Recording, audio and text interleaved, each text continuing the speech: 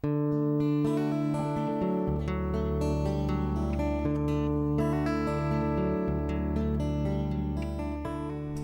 i astudio fe oherwydd o'n i am fod yn athrawes a ni'n teimlo fel dyma'r ffordd gorau mewn i'r maes yna. Wel, mae'r flwyddyn wedi cael ei strwythuro fel hyn. Mae rhyw 5 wythnos yn y brifysgol i ddechrau gyda. Wedyn chi allan ar brofiad yn ysgolion am 10 wythnos, rhywbeth fel yna. A wedyn chi'n dod nôl y mis Ionawr am 4 wythnos, chi ma mis, a wedyn chi'n mynd mas ar ail brofiad ysgol.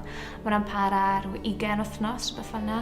A wedyn chi'n nôl am pythefnos yn fan hyn. Profiad da ydy, mae'n brysur eto, a byddwch yn barod i gymryd mlaen unrhyw fath o profiadau maen nhw'n cynnig i chi. Mae unrhyw beth yn brofiad da.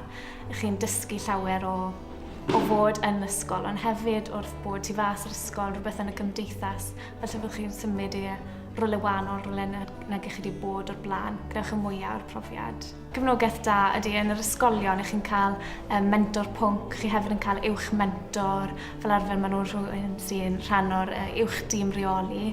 Chi hefyd yn cael mentor yn y brifysgol, a mae digon o tiwtoriaid gyda chi hefyd, rhywun i droi ato o hyd.